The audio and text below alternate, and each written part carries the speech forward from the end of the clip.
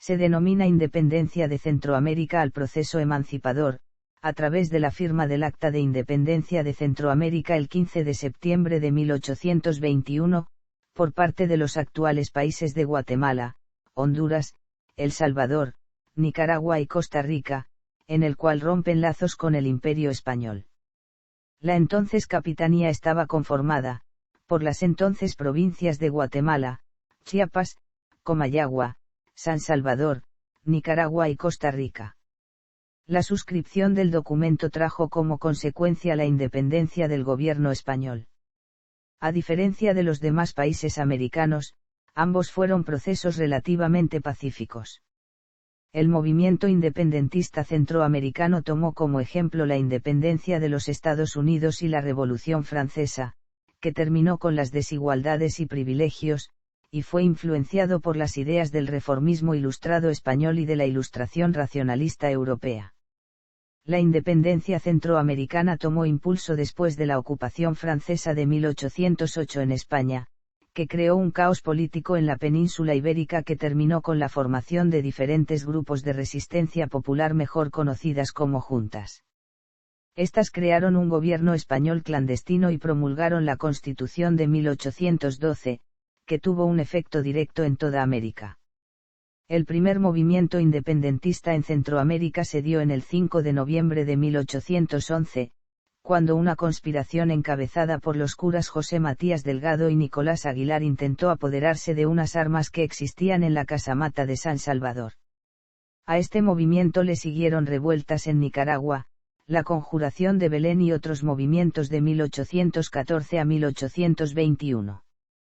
Una reunión entre las mismas autoridades coloniales y una junta de notables compuesta por líderes religiosos y criollos ilustrados, terminó el 15 de septiembre de 1821 con el dominio español en la antigua Capitanía General de Guatemala, que comprendía el actual territorio del estado de Chiapas y las repúblicas de Guatemala, Honduras, El Salvador, Nicaragua y Costa Rica. Acontecimientos previos. La obtención de la independencia de Centroamérica fue pacífica, a diferencia de los otros países americanos, los cuales libraron fieras batallas para lograr convertirse en estados independientes. Muchos fueron los factores que culminaron en la independencia de la antigua Capitanía General de Guatemala, pero los predominantes fueron, la influencia de ideas revolucionarias de la Ilustración europea, la independencia de los Estados Unidos de América y el descuido de Centroamérica por parte de España debido a los cambios sociopolíticos en la misma península ibérica. En 1808 los franceses, gobernados en ese entonces por Napoleón Bonaparte, invadieron España, destronaron al rey Fernando VII y coronaron en su lugar a José Bonaparte como José I. El 2 de mayo de 1808, mismo día en el que se produjo el levantamiento en Madrid contra la ocupación francesa, en Guatemala, el cartaginés costarricense Pablo Alvarado, quien era pasante de estudios de medicina en la Universidad de San Carlos, hizo circular un panfleto denominado El Hispanoamericano. En él hablaba de libertad e independencia y se constituyó como el primer acto de independencia de toda la América hispana. Fue encarcelado en Guatemala y recobró su libertad en marzo de 1809. Los españoles se rebelaron en contra del invasor y se negaron a reconocer al nuevo monarca. Esto produjo un caos político en la península ibérica que terminó con la formación de diferentes grupos de resistencia popular, más conocidas como juntas. Estas estaban compuestas por militares, representantes del alto clero, funcionarios y profesores, todos ellos conservadores, quienes terminaron creando un gobierno español clandestino. Durante esta crisis, la Junta Central Suprema, que se creó tras la derrota francesa en la batalla de Bailén, ordenó mediante decreto del 22 de mayo de 1809 la celebración de Cortes Extraordinarias y Constituyentes. Las Cortes, previstas para 1810, por el avance napoleónico, tuvieron que reunirse primero en San Fernando, entonces Isla de León, y después en Cádiz. El 24 de septiembre de 1810 se celebró la primera sesión de las Cortes Extraordinarias y Constituyentes en la ciudad de San Fernando. Fue en esta localidad donde se promulgaron los decretos relativos a la soberanía nacional, la división de poderes, la igualdad, la legalidad y la libertad de imprenta. Todo ello sentó las bases del Estado democrático y de derecho, así como el fin del antiguo régimen y el inicio de un nuevo tiempo para los españoles de los ambos hemisferios, la península y las colonias en América. La tarea de las Cortes de Cádiz fue crear un cuerpo legislativo de carácter liberal sobre el que establecer un nuevo orden social que acabara con la sociedad estamental que había caracterizado a España hasta entonces. El producto de esta labor fue la Constitución de 1812. Todos estos movimientos sociopolíticos en la península fueron bien recibidos por los criollos y resistidos por la oligarquía centroamericana. Antes ya había tenido su repercusión en el istmo centroamericano la independencia de los Estados Unidos de América a través de la Carta de Filadelfia, del 4 de julio de 1776. En ella se estipula que los gobiernos tenían la obligación de garantizar la libertad, la vida y la felicidad de los habitantes. Si los gobiernos no cumplían esta obligación, las personas podían cambiarlas. Estas ideas resonaron en las mentes de los criollos, quienes experimentaban el menosprecio por parte de los peninsulares. Estos se reservaban los mejores empleos, los altos cargos públicos, militares y religiosos. Las ideas del reformismo ilustrado español y de la ilustración racionalista europea, principalmente la francesa, que desembocó en la revolución que terminó con desigualdades y privilegios, también repercutió en Centroamérica. A finales del siglo XVIII las obras francesas de autores como Montesquieu, Rousseau, de otros enciclopedistas y de otros autores franceses e ingleses llegaron a las bibliotecas de algunos ilustrados españoles. Así, ideas como el contrato social ejercieron una atracción notable en los criollos centroamericanos que se educaban en las escuelas reformadas que había abierto el arzobispo Cayetano Franco y Monroy, quien llegó a Guatemala como arzobispo en sustitución de Pedro Cortés y Larraz cuando éste renunció a principios de la década de 1780.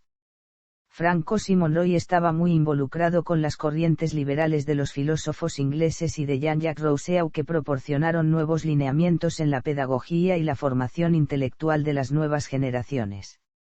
Franco y Monroy inició en la Nueva Guatemala de la Asunción una reforma educativa, pues a su llegada solamente estaba la escuela de Belén, la que era incapaz de atender a todos los escolares, pues la población ascendía a 20.000 habitantes. Las escuelas no funcionaban porque los jesuitas habían sido expulsados en 1767 y el resto de entidades civiles y religiosas estaban trabajando arduamente en construir sus nuevos edificios tras el traslado desde la ciudad de Santiago de los Caballeros de Guatemala en 1776. Franco y Monroy fundó dos escuelas de primeras letras, la de San José de Calasanz y la de San Casiano, fundó un nuevo colegio que llamó San José de los Infantes, y contribuyó económicamente para finalizar la construcción del Colegio Tridentino de la Nueva Guatemala de la Asunción, entre otros establecimientos. La nueva orientación pedagógica de Franco y Monroy tenía tres objetivos: ciencias, costumbres y religión.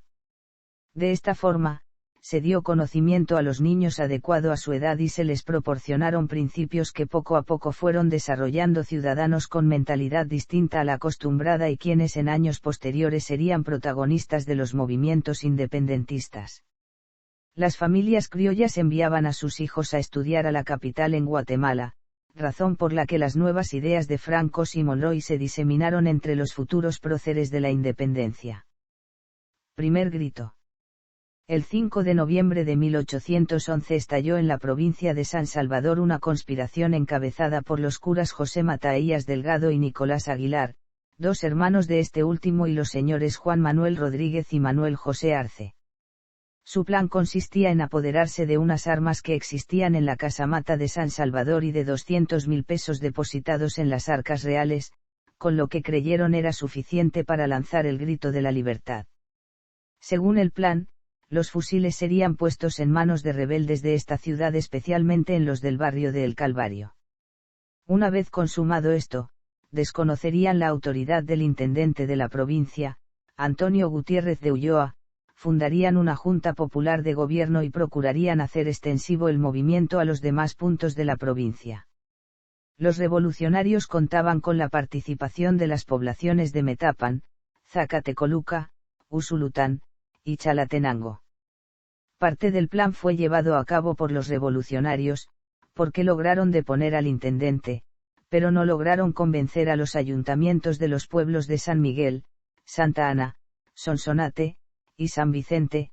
Estos resistieron la idea independentista. Los cabecillas de aquel movimiento comenzaron a desalentarse y la insurrección de grupos que corrían en las calles sin objeto alguno, aunque sin causar el menor desorden a particulares. Al saberse de este movimiento en Guatemala, se comenzó a reclutar tropas para aumentar el orden a la provincia insurrecta, pero habiendo aceptado el capitán general la mediación del Ayuntamiento de Guatemala, llegaron a San Salvador los regidores Juan José de Aycinena y Piñol y José María Peinado, facultados para recibir el gobierno de la provincia. A estos sujetos se agregó el arzobispo de Guatemala Fray Mariano Vidaurre y otros misioneros destinados a predicar contra los insurgentes. El 3 de diciembre llegaron a San Salvador Aycinena y Peinado. El pueblo, que una vez favoreció a los insurrectos, recibió con júbilo la llegada de los pacificadores y el orden fue restablecido. El padre Delgado fue llamado a Guatemala, los misioneros predicaron con buen resultado y se les concedió una amnistía a los implicados en el movimiento revolucionario, quedando Peinado en el ejercicio del mando político y militar de la provincia de San Salvador. Conjuración de Belén. En 1810 José de Bustamante y Guerra fue nombrado capitán general de Guatemala.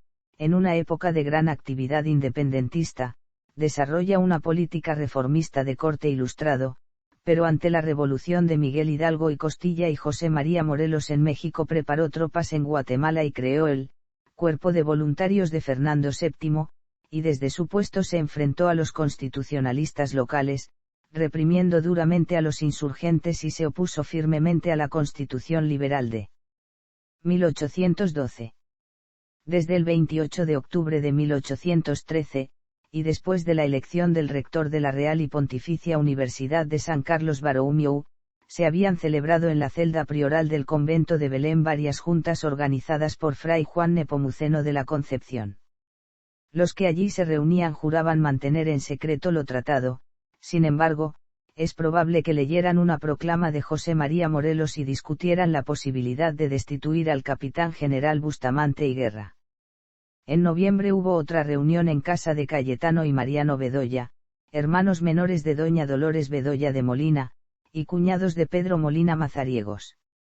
El 21 de diciembre de 1813, Bustamante y Guerra, se enteró de que en el convento de Belén se reunían sediciosos para intentar una sublevación, dictó un auto para que el capitán Antonio Villar y su ayudante, Francisco Cáscara, apresaran a los religiosos de ese monasterio.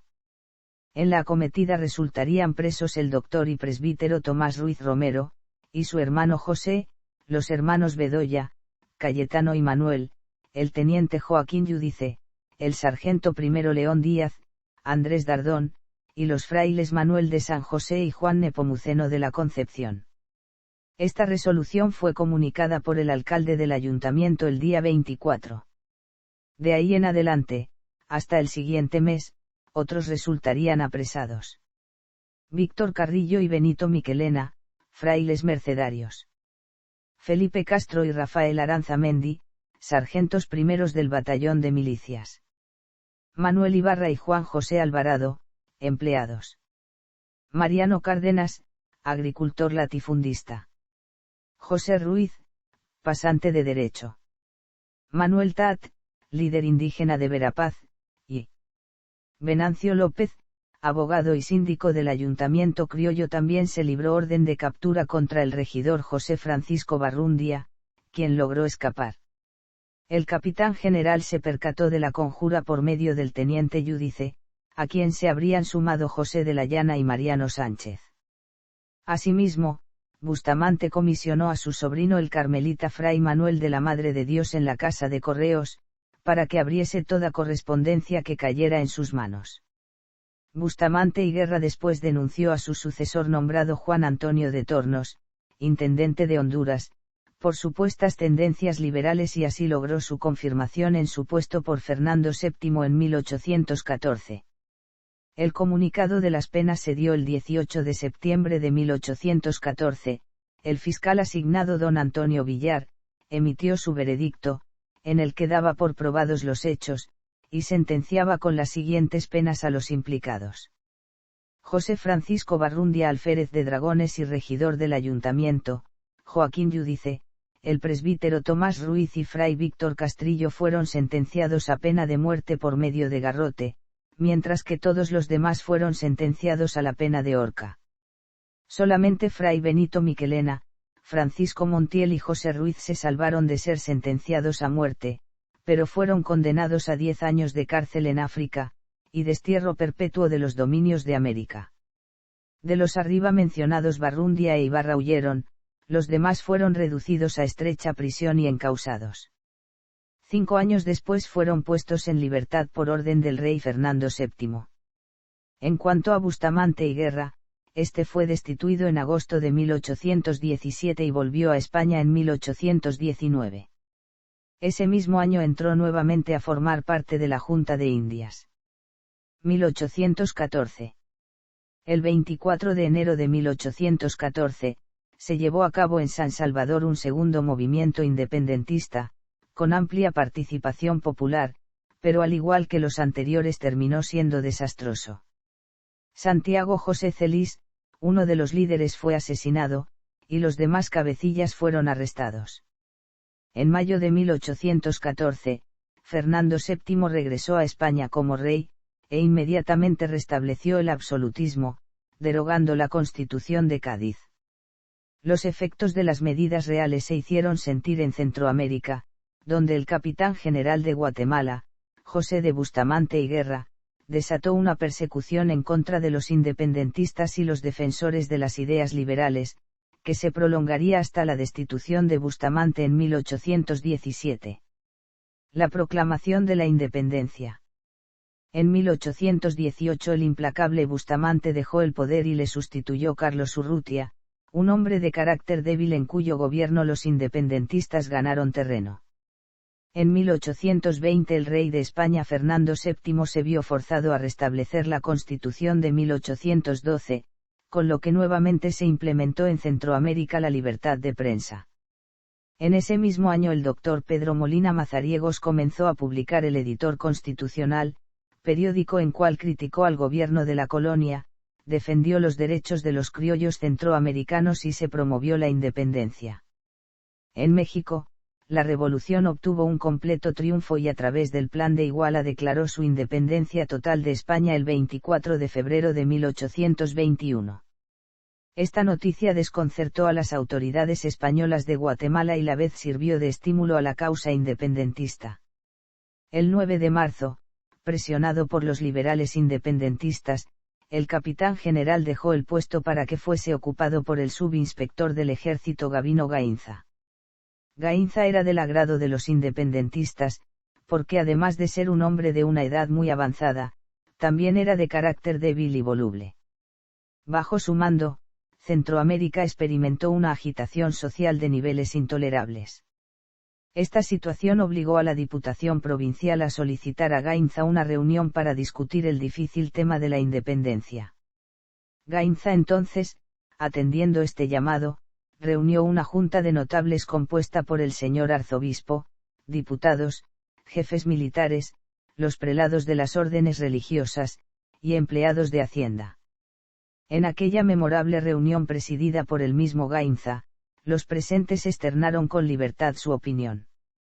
El señor José Cecilio del Valle tomó la palabra y en un largo discurso demostró la necesidad y la justicia de la independencia, pero manifestando que, para proclamarla primero debía oírse el voto de las provincias.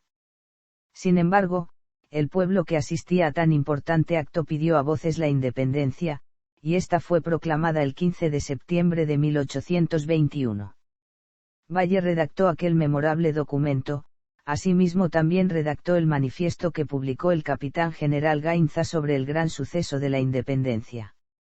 En el acta de la independencia se fijaron las bases de un nuevo régimen, se determinó que se eligiesen por las provincias, representantes para formar el Congreso de la Nación, al que debía corresponder la fijación de la forma de gobierno y la formación de la Constitución. También se determinó que la elección de representantes se hiciese por las mismas juntas electorales que había elegido diputados a las Cortes de España, observándose las leyes anteriores para el procedimiento de la elección, que las provincias eligiesen representantes sobre la base de un diputado por cada 15.000 habitantes. Que el Congreso Constituyente se reuniese el 1 de marzo de 1822 y que hasta su reunión no se hiciese alteración alguna en la observación de las leyes españolas, ni con respecto a los tribunales y funcionarios existentes. Además se estableció que se conservase la religión católica en toda su integridad y pureza, y que mientras el país se constituía, el jefe Gabino Gainza continuase con el gobierno superior, político y militar, obrando de acuerdo con una junta provisional consultiva. Ese mismo día el jefe político Gabino Gainza emitió un manifiesto para toda la población de la Capitanía General de Guatemala luego de haberse firmado el Acta de Independencia y que acompañó en la notificación a las demás provincias del reino. Contexto y desigualdades sociales. La historia oficial destaca el rol que asumieron las élites de origen español y criollo en las diferentes provincias de Centroamérica. Los estudios de Samuel Stone muestran que las élites de poder en Centroamérica provienen de pocas familias que generaron por más de 500 años alianzas estratégicas familiares y comerciales en la región, que les permitieron permanecer en el poder político y económico. Según Edelberto Torres Rivas, la estratificación social del Reino de Guatemala en los albores de la independencia, incluía a 40.000 criollos y españoles, 300.000 castas y mestizos y 600.000 indios, de los cuales casi la mitad de esa población vivía en Guatemala. En el caso de Costa Rica, la provincia más lejana, habitaban alrededor de 60.000 personas. De acuerdo con el censo de 1823 a 24 se contabilizó un total de 57.146 habitantes, sin incluir el partido de Nicoya. Al momento de la independencia de España, la élite económica y política asume el poder de los principales estamentos de los gobiernos en las provincias. Los más eruditos asumieron la tarea de redactar las actas de independencia, así como los pactos sociales y acuerdos durante el proceso de transición que culminaron con su adhesión temporal al Imperio de Iturbide en México, que luego pasaron a conformar la República Federal de Centroamérica y posteriormente las constituciones políticas de las repúblicas independientes. Los estudios de Marta Elena Casaús Arzú explican la configuración de estas élites como redes familiares que fueron tejiendo alianzas estratégicas para sostener una privilegiada posición social mediante estrategias de dominación en las estructuras de poder político y económico, estrechamente articuladas con la Iglesia Católica. Estas redes familiares estaban ligadas por 4 factores fundamentales: las alianzas comerciales, los matrimonios, la proximidad geográfica y su procedencia étnica y como socios dentro de las organizaciones gremiales, políticas, educativas, religiosas, culturales y sociales. Las estrategias utilizadas fueron mediante los pactos matrimoniales, las relaciones socioeconómicas, la participación política, la institucionalidad religiosa, los patrones de inversión, tierra capital, infraestructura y otras formas de organización propia, que les permitieron sobrevivir desde la invasión española hasta hoy en día. En 1539 llegan las primeras mujeres españolas a Centroamérica. Unos 15 años después de que se inició la conquista en 1524. Esto explica el acelerado proceso de mestizaje, producto de actos de violencia o enamoramiento, que dieron lugar a las primeras generaciones de criollos. Al respecto, Casaús Arzú destaca que solo los mestizos de la primera generación fueron considerados españoles de pleno derecho. Un ejemplo de ello fue Leonor, hija del conquistador Pedro y Luisa de Alvarado de Xicotencatl, Guatemala, de donde se origina una de las 20 familias que pudieron reproducir su linaje y lograr que su estirpe sobreviviera. Para el sociólogo político Samuel Stone, la configuración de estas élites se extendió a toda Centroamérica, donde las alianzas y parentescos tienen antepasados comunes, pero a su vez cada república se fue diferenciando una de la otra conforme adoptaron sistemas políticos y culturales diferentes. Desde las primeras medidas tomadas por los primeros gobernantes de Centroamérica, se definieron lineamientos internos en cada provincia que excluyó a amplios sectores de la población, entre ellos a las mujeres, que no tenían derechos al voto y un limitado acceso a la educación, a las personas menores de edad, quienes no tenían acceso a la tierra o a recursos de capital, o las poblaciones indígenas y afrodescendientes. La abolición de la esclavitud en Centroamérica fue declarada por decreto de la Asamblea Nacional Constituyente el 11 de marzo de 1824, a iniciativa del presbítero José Simeón Cañas, a cambio de una compensación a sus dueños o patronos. Mujeres en la independencia. En los años anteriores a la independencia ya habían llegado las noticias de la Revolución Francesa y empezaban a debatirse, en círculos muy cerrados de mujeres, ideas de libertad, igualdad, fraternidad. Sin embargo, son escasas las referencias de mujeres. En Guatemala destaca el aporte de María Josefa Granados, escritora que debatía cuestiones políticas. Según los estudios de la historiadora hondureña Anarella Vélez Osejo, el papel de las mujeres en el proceso de independencia de la región centroamericana fue relevante y destaca los nombres de algunas de las más reconocidas. En Guatemala es relevante el rol de Dolores Bedoya de Molina, quien salió a las calles de la ciudad de Guatemala animando a la población para que apoyara la firma del Acta de Independencia. En El Salvador, María Feliciana y su hermana Manuela Miranda, jugaron el papel de divulgar entre los criollos que se estaban organizando el primer movimiento independentista en San Salvador, convirtiéndose en voceras de la campaña de Sensuntepeque. También tomaron las armas en la insurrección del 19 de diciembre de 1811. Manuela Antonia Arce y María Felipa Aranzamendi fueron defensoras de sus esposos encarcelados en Guatemala y San Salvador por rebelarse en contra del imperio colonial. Fueron activistas, conspiradoras, espías y mensajeras. Mercedes Castro fue fusilada en San Miguel por su lucha libertaria. Josefina Barahona, Micaela y Feliciana Jerez también aportaron al proceso libertario. En Nicaragua, Josefa Chamorro fue una figura clave de su tiempo en Granada. Su casa funcionó como espacio seguro para los grupos que lucharon contra la autoridad española. En 1812 fue detenida y acusada de haber proveído alimentos a caudillos revolucionarios, ocultar armas y efectuar reuniones políticas. Francisca Carrasco Jiménez, o Pancha Carrasco, es conocida por haber tomado las armas, también apoyó como cocinera, lavandera y enfermera.